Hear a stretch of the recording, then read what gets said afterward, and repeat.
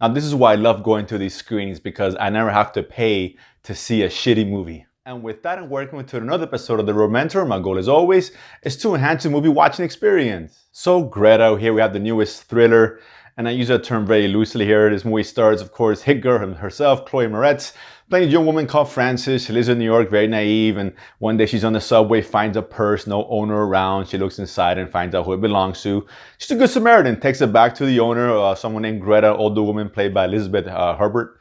And it seems like she's a normal woman. They strike a relationship, kind of this mother-daughter thing.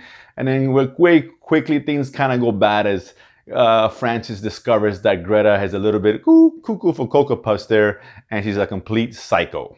So now Chloe Moretz's character has to figure out a way how to avoid this psycho woman who keeps stalking her, and eventually things escalate and become ridiculous. And listen, at the end of the day, this is not a very good movie. I'm gonna obviously say don't go waste your time watching it.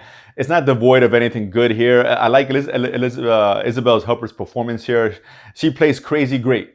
She really does. And I like how it kind of progresses for her. She seems like this normal, kind of nice, foreign mother, and all of a sudden she becomes completely unhinged, and she does it great. And that's really the best thing about it. Chloe Moretz is fine. She's not given a whole lot to do here. I like her roommate better, who brings a lot of life and spunk to the movie. But overall, there's not much else beyond that. There's not a whole lot of thrills here in this movie, which is unfortunate because, it's a basic premise. We've seen this 100 times before, of course. And this one really brings nothing new to the table because, unfortunately, it's just, like that happens a lot of these movies, just logic is thrown out the windows, bad writing. It's funny at times, and I don't think it's intended to be funny, and that's not always a good thing.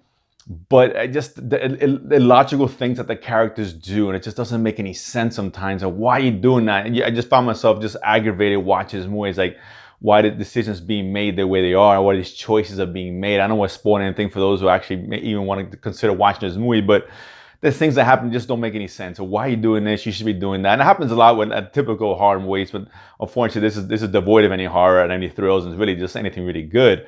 Ultimately, you're left here with something just kind of simplistic, poorly written, and at the end of the day, if it wasn't for Herbert's performance, this would be a complete waste of time, as opposed to just being just a big waste of time.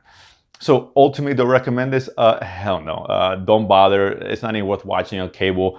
Don't get me wrong, it's not the worst thing I've ever seen, but it's not a very good film. It's barely passable, and it's completely forgettable at the end of the day. So Greta, you guys gonna watch it?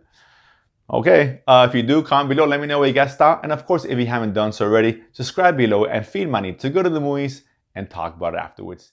See you guys next time.